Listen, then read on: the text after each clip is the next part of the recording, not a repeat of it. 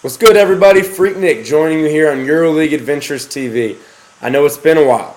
Very sorry about that. But FIBA is less than 30 days away, and we need to refocus right now. So the world's going to be in Turkey. We're trying to see if Spain can still lay claim to that world champion moniker that they hold so dear. And one of the teams that's going to try to make sure that doesn't happen is right here on the shirt. Team USA. Very special shirt to me, Atlanta 96. I was there, the hometown. We got the gold in the Olympics. Trying to do the same this time around, and it's going to be pretty tough. That team featured the likes of David Robinson, Hakeem Olajuwon. This team might feature the likes of Tyson Chandler and Javale McGee. So how do we get there? How do we get to this final 15 that I'm going to chop down to 12? It has not been as easy as I expected it would when I pinned that article about a month back about how not having the guys from the last Olympics wouldn't end up hurting Team USA. I still don't think it will that much. I think this second bunch, don't call them a B team. Getting a phone call, excuse me. Don't call it a B team. This team is talented. This team has a lot of the dimensions that we've missed in the past, talking about shooting, things like that. I think the chemistry level will be a little bit higher. Everyone wants to be here. Everyone has played with each other a little bit more now. A bunch of young guys around the same age. They know each other's game. But like I said, down low, it's going to be tough. So who is JaVale McGee? That's a very, very valid question, and don't be afraid to ask it. Because when I heard that he was going to stay after his NBA Summer League stint, yes, Summer League, still playing Summer League now for the Washington Wizards. When I heard he was going to stay in Vegas to work out with the big boys, I kind of chuckled a little bit. I said, oh, that's cute. But you know what? When I wrote that article, my big guys were going to be Kevin Love, LaMarcus Aldridge, maybe Brook Lopez, and then Amari Stoudemire. Stoudemire signs a new contract with the Knicks, and guess what? The insurance policy is not good enough. I'm not an insurance salesman. I don't know what the hell it said in there, but it says something about him not being able to break an arm in Turkey and have it covered. Somehow the Knicks got Timofey Mozgov clear to play, so I guess you see where the priorities lie. I still love you. Mozgov Cocktail, that's my boy. Kevin Love, hip hip hooray, he still looks like he might be a go, so just crossing our fingers on that. I check the reports every morning, expecting to see that he was in, a terrible ice fishing accident and has hypothermia, won't be able to go. Because his buddy Brook Lopez must have kissed somebody he shouldn't have, and he got mononucleosis. He lost 20 pounds, and since he was looking like Lindsay Lohan, he decided probably shouldn't be competing against some of the biggest, baddest dudes in the world in Turkey. So he's a no-go. David Lee, I really liked him. Rebounding, he's mastered that little 16-footer this season. Very pretty, very active in and around the basket. But he broke a finger, or jammed a finger, or turned a finger, or pulled a finger, did something to his finger that is not conducive to him being a productive basketball player. He also signed a lucrative deal with Golden State. They don't want him to go over there and get hurt. So David Lee is also a no-show. So that's okay. LaMarcus Aldridge, step right on up. Oh, wait, he never showed up to Vegas. I was never given a reason why. I thought they were going to run this by me. They didn't. Some miscommunication. I texted Coach K. No response after 40 or 50 of those. So don't know what happened with Aldridge. I do know that he will not be in Turkey, barring some unforeseen change of heart on his part, on Colangelo's part, on K's part. So, Tyson Chandler and JaVale McGee, who are you? Why should we know you? Well, Tyson Chandler, I know you because you were pretty good for 2 seasons there. In 06-07, 07-08, your first seasons with the Hornets. You were pretty much, I don't know if they keep a stat on this, but you led the league in oops to Chris Paul's alley.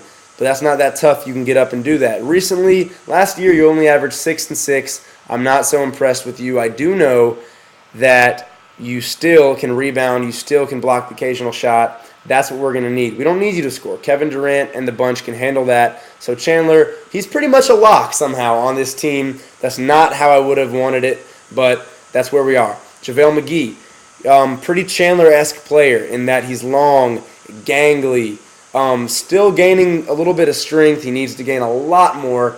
And this season in the NBA, among power forwards and centers, just so you don't think that he's America's best and brightest, his 6.6 points per game were good for 40th among power forwards and centers. And you know who was right ahead of him? Come on, Darko. Yeah, kind of knew I was going to. Who else would I have said? Anyways. Darko averaged 0.1, maybe 0.2 points more than him per game. He was 39th on the list. So JaVale McGee, obviously, Kareem Abdul-Jabbar, he is not. But Theo Ratliff to Dikembe Mutombo, he might be, because in 16 minutes per game, he averaged 1.7 blocks, a number that was good enough per game to put him 4th among power forwards and centers in the league. Very, very, very impressive stat considering the small amount of time he was given. And why is that a good thing? Well, if he's used to coming off the bench, playing in short spurts as it is, then he'll have no problem doing that for Team USA this year, and that's where we need him, in spurts. So now we got to move on to the point guards. We need to cut 3 people off this team. Remember that now, and that's what we're going to do in the next 2 minutes. So Rondo, he's in. He's long. He's athletic. Apologies to the Diamantidis. He will be the best perimeter defender in this entire tournament. Look for a bunch of steals and breaks. He can kind of be a one-man fast break for that slow-ass Boston Celtic team that made it all the way to the finals this season. Chauncey Billups, Mr. Big Shot, the veteran, a champion with the Pistons, knows what it takes. He'll be on the team, hopefully with that captain stripe. Stephen Curry, he's on my team because he's a little bit undersized, especially when he slides over and plays the 2, but he's a dead, cold-hearted killer. The babyface assassin, he'll be on there. Derrick Rose, with Chris Paul and Darren Williams removed, he is kind of the American young face of the NBA modern-day prototypical point guard right now. You need him in there. You need his face in there. You need his demeanor in there and that winning attitude and that nice, strong body. So that means Russell Westbrook, you get the cut. Why? Because Rondo came back. Westbrook's calling card is defense, so is Rondo's. And with Rondo in there, it's a little bit redundant, especially when you need all the size you can get, so you can't go in there carrying 5 point guards. Sorry, Russell, you're done. Wings, Kevin Durant, NBA league leading scorer.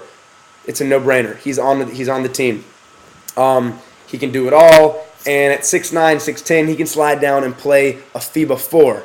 Which you will become familiar with. You know it's different than an NBA 4. If you're looking at this site right now, pay attention to international basketball, you know a FIBA 4 plays different than an NBA 4. Rudy Gay and Danny Granger are my last 2 wings because they can both shoot and they can both play comfortably on offense and defense a FIBA 4, like I'm talking about. I'm going to be big on that, so just bear with me here. Which means Eric Gordon and Andre Iguodala get the shaft here. Gordon, Iguodala, very good, very physical, very similar as players. Iguodala a little bit older and a better passer at this point. They can both knock down triples, which is going to be important. But, like I said, they don't have that extra length, that extra little edge that I believe Granger and Gay have to put them over the edge. So Iguodala and Gordon, in my book, remember, they get the cut. Which means our bigs are Kevin Love, JaVale McGee, Tyson Chandler, with Jeff Green and Lamar Odom making it on that 4-5 tweener cut. Jeff Green gets the extra leg up because even though we cut Westbrook, you want to give our best player, Kevin Durant, some love, and he also plays for the Thunder. They'll be comfortable playing with one another, and Green adds that rebounding. And since he played in that Princeton system at Georgetown, he knows all about slow it down, grind it up, half-court basketball. Brings that physicality and athleticism that we need since we did cut Gerald Wallace and we are lacking down low. So that's your team. That's your 12. And yes, I do think it'll be good enough to win gold. Freaknick, I'm out of here.